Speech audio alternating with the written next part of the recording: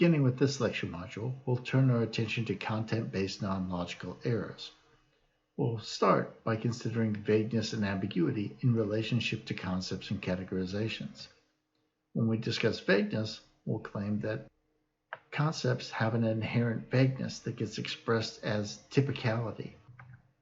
When we consider ambiguity, we'll note that the world is ambiguous with regard to our concepts, that our concepts disambiguate the world through the process of categorization, but that in doing so, they also introduce a new ambiguity, an ambiguity between individual instances of the category that they introduce as a result of the process of categorization. Let's take a look at vagueness as an inherent but desirable feature of words and concepts. Many concepts that we use in everyday life with great facility and ease across a wide variety of circumstances exhibit this kind of inherent vagueness, and we can bring it out when we start to consider how we would categorize objects that begin to differ more and more dramatically from the typical features and functions that we associate as being central to that concept or term.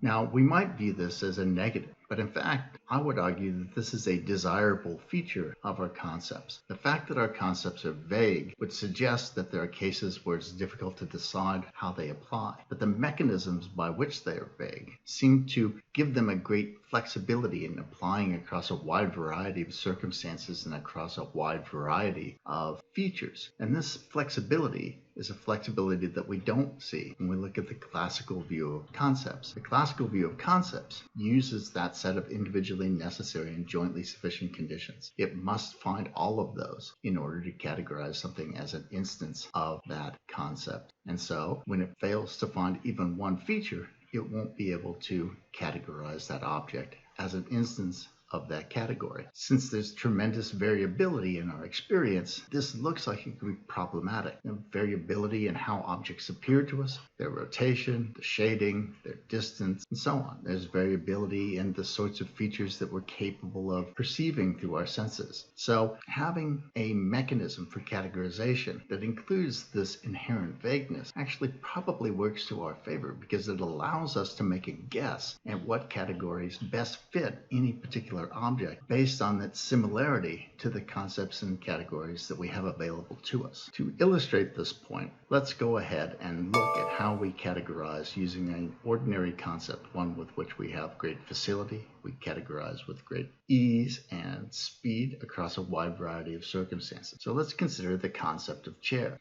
You probably almost instantly recognize this as an instance of a chair. Its more ornate version also easily and quickly categorized by you as an instance of a chair.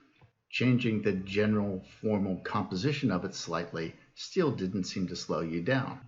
Even changing some of the functional components, moving from 4 legs to 3 legs, didn't alter your ability to quickly and easily categorize objects as chair.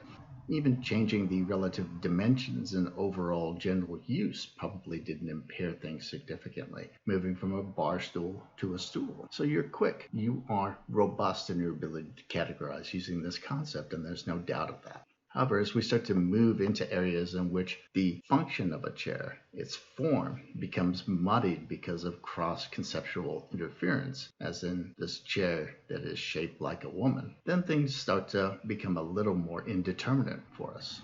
Similarly, this face chair may not strike you as a chair at all, at least from this angle. This flower chair would probably be the first thing you went towards if you were looking for a chair in a room. And this bathtub chair might strike you as positively borderline at best. At a certain point, the function becomes much less manifest and it becomes difficult to identify something as a chair. And I think this yarn chair here probably illustrates that point.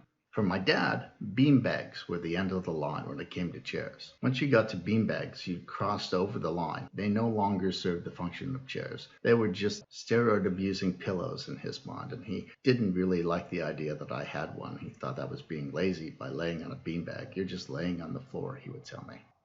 When we get to something like this, a stump, you probably have drawn the line yourself already. Sure, I could use it as a chair, but it's not really a chair. But in some contexts, that clarity of categorization may fall away a bit. You may say, oh yeah, I see, these are chairs.